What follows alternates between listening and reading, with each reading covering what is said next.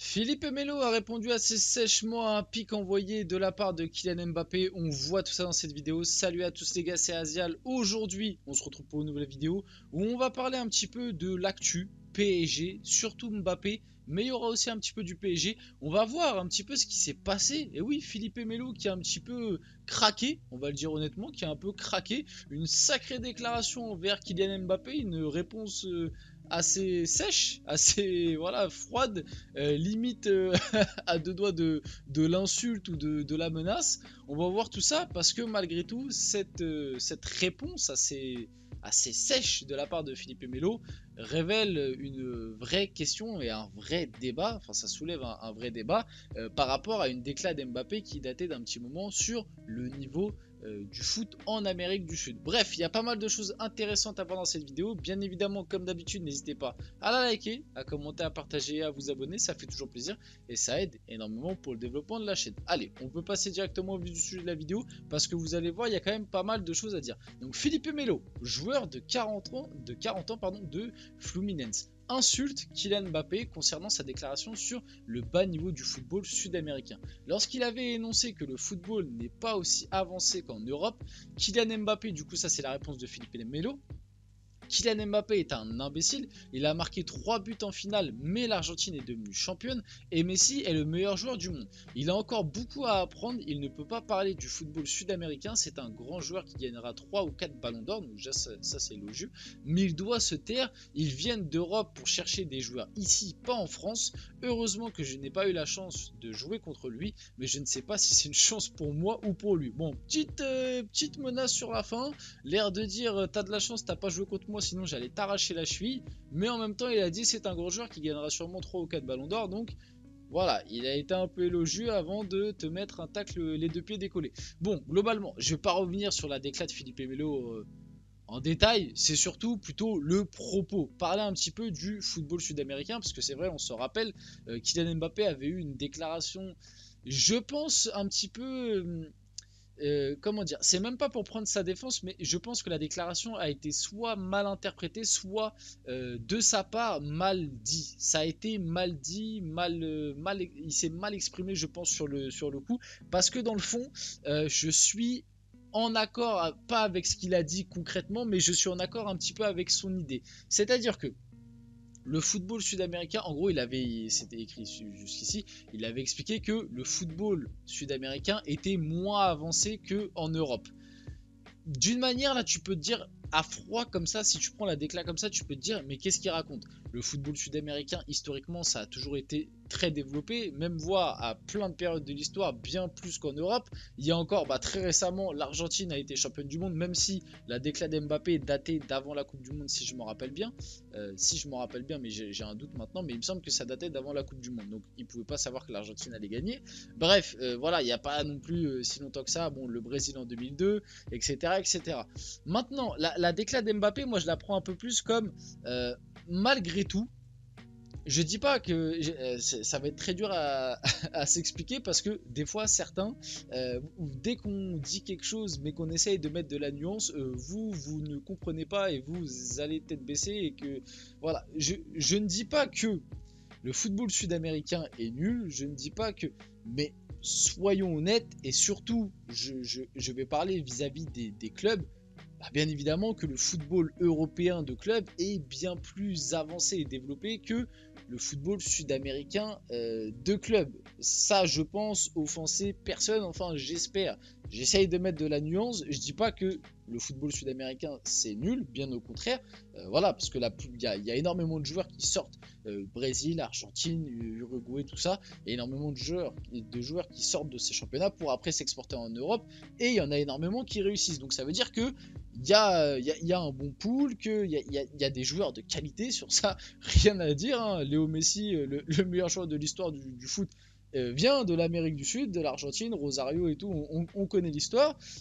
Donc voilà, mais malgré tout, le championnat, parce que aussi, question financière, un peu moins développée et tout, je pense que effectivement, c'est moins avancé. Maintenant, si on doit un petit peu se pencher sur les sélections, là où la déclat d'Mbappé, je peux un petit peu la défendre, c'est que malgré que l'Argentine ait remporté très récemment la Coupe du Monde, soyons honnêtes, depuis quand même une dizaine, quinzaine d'années, le football européen, même de sélection, je le trouve meilleur en termes de qualité de jeu, en termes de... Alors, pas pour toutes les nations, mais globalement, voilà, sur les dernières années, mis à part l'Argentine en 2022, bah voilà quoi, c'était la France, l'Allemagne, l'Espagne, l'Italie, les derniers qui ont remporté une Coupe du Monde, que des Européens. Le football européen, je trouve, de sélection, on va dire qu'il y a des... J'essaye un maximum de prendre des pincettes, je pense que vous le voyez, parce que c'est un sujet qui est quand même compliqué et je pense qui fera débat, etc. Mais je pense que le football de sélection européen est plus développé, un petit peu plus développé et peut-être un petit peu plus fort que le football sud-américain, malgré que très récemment l'Argentine ait remporté la Coupe du Monde. L'un n'empêche pas l'autre. Voilà, et par exemple, on l'a dit très récemment, mais les Brésil-Argentine, voilà, il y a une vingtaine d'années, ça n'avait pas la même saveur que maintenant. Très récemment, là, je vous ai débriefé le Brésil-Argentine. Bon, bah voilà, le match était nul. Il n'y a pas longtemps, on a eu un Argentine-Uruguay. C'est pareil, c'était pas foufou le match, vous voyez. Donc, l'air de dire que le football sud-américain, ça veut pas dire qu'il est nul ou quoi. Mais je trouve quand même le football européen, que ce soit en sélection et surtout en club, plus développé et un peu plus fort. J'espère que le propos a été à peu près compris et j'ai essayé de prendre un maximum de nuances. Après, peut-être que mes arguments sont pas les bons, peut-être que vous avez des meilleurs arguments et si c'est le cas, dites-le dans les commentaires, courtoisie, etc. comme d'habitude. Si vous n'êtes pas d'accord, développez et on en discute bien évidemment. En tout cas, passons un petit peu sur Kylian Mbappé, on va parler aussi un peu du PSG. Kylian Mbappé va s'asseoir sur un certain nombre de primes qui devraient faire économiser environ 80 millions d'euros au PSG d'après RMC Sport. Paris aimerait toujours le faire prolonger. Alors, en vrai, cette action est louable de sa part. Il s'assoit sur 80 millions d'euros de primes. Donc, techniquement, tu peux dire c'est comme si cet été, il y avait eu un transfert en plus. C'est 80 millions que va récupérer le PSG.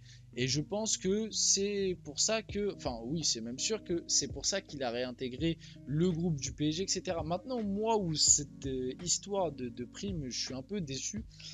Et c'est limite plus un peu du côté du club. C'est que le club cet été avait été ferme. C'était soit il part, soit il prolonge. Au final, il a réintégré le groupe. Alors on est content sportivement que Kylian Mbappé ait réintégré le groupe, c'est très bien. Quand il est revenu, voilà, on a vu quand même une petite différence par rapport à quand il n'était pas là. Tout ça, rien à dire, c'est d'accord, c'est très bien. Maintenant, le souci que j'ai encore une fois avec ça, et je vais me répéter, c'est que encore une fois, tu lui laisses les pleins pouvoirs entre les mains.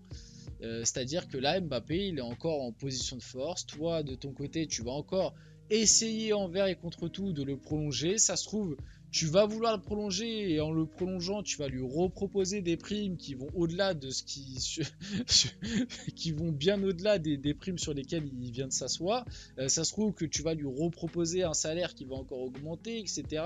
Et puis en face, tu vas te battre encore une fois contre le Real Madrid qui, eux, de leur côté aussi, ne lâchent pas le morceau. Ils veulent absolument le faire signer. Donc c'est très bien que le PSG ait économisé 80 millions et que Mbappé ait décidé de s'asseoir sur ses primes pour aussi revenir dans le groupe et jouer avec le PSG parce qu'il y avait ce fameux risque, même si honnêtement j'y croyais pas, mais il y avait le risque que le PSG le laisse toute l'année dans le loft. Moi je voyais ça impossible. Je pensais vraiment que le PSG allait laisser Mbappé dans le loft jusqu'à la fin du mercato et une fois le mercato terminé ils allaient le réintégrer. Au final ils l'ont même réintégré avant parce que je pense qu'il y a eu l'accord entre Mbappé, le clan Mbappé et le PSG pour s'asseoir sur les primes.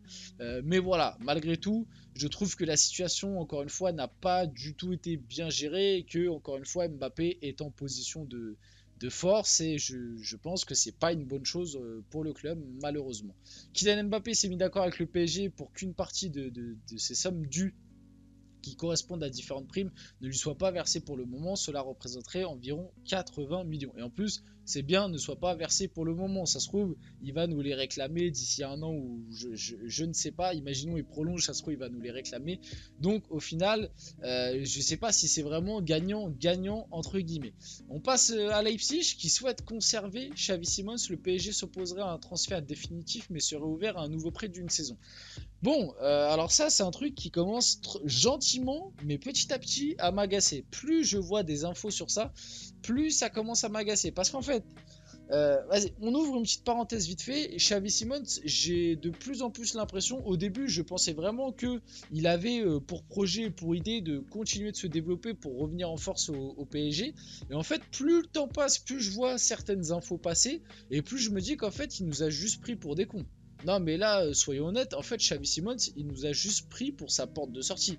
Parce qu'il y a une réalité, c'est que du côté du PSV, si jamais lui ne voulait pas rester au PSV, ça, on le sait, et ça, si vous le saviez pas, je vous le dis, il ne voulait pas rester du côté du PSV parce qu'il estimait qu'après cette saison-là, il avait tout accompli du côté du championnat de Hollande, des Pays-Bas. Il s'était relancé, il avait fait sa saison avec ses stats, et il y avait pas mal de gros clubs européens qui étaient intéressés. Donc lui, il ne voulait pas rester du côté du PSV. Le problème, c'est que pour partir du PSV, le PSV demandait des sommes, voilà, et ça parlait de 40, 50, voire 60 millions pour le débaucher, Xavi Simons. Ce qui était impossible pour les autres clubs européens de poser 50, 60 millions, malgré la saison de Xavi Simons, ça paraissait quand même un peu trop cher. Donc finalement, la seule solution pour Xavi Simons pour quitter le PSV et rejoindre un club tremplin entre guillemets qui lui permettrait de se montrer encore plus aux yeux du monde entier, c'était de revenir au PSG puis partir en prêt. C'est ce qu'il a fait. Moi, au tout début, je me suis dit ah, il veut faire ça pour revenir au PSG en force, continuer de s'aguerrir et tout. Mais quand tu vois ce genre d'infos continuer et que lui, de son côté, il a pas l'air de dire qu'il est vraiment chaud pour l'instant de revenir du côté du PSG, et que lui, il aimerait bien rester du côté de Leipzig, tu te dis ah ouais, en fait, le gars, il s'est servi de nous pour juste quitter le PSV, en fait, et rien de plus. Et là, il continue de se montrer aux yeux du monde, et ça se trouve, en fait, le gars, il va nous la mettre à l'envers, et il va exiger un départ sans avoir joué sous le maillot du PSG. Alors, le PSG, dans tous les cas, fera une petite plus-value financière, mais ouais, symboliquement parlant et en termes d'image, je suis pas fan du move. Je suis pas fan du move. Je sais pas si c'est ce qui va se passer au final, mais c'est le chemin que c'est en train de prendre et j'aime pas trop ça. Bref, on finit la vidéo là-dessus. J'espère que la vidéo vous a plu. Si c'est le cas, n'hésitez pas à la liker, à commenter, à partager, à vous abonner. C'était Azial et on se retrouve très rapidement pour une prochaine vidéo.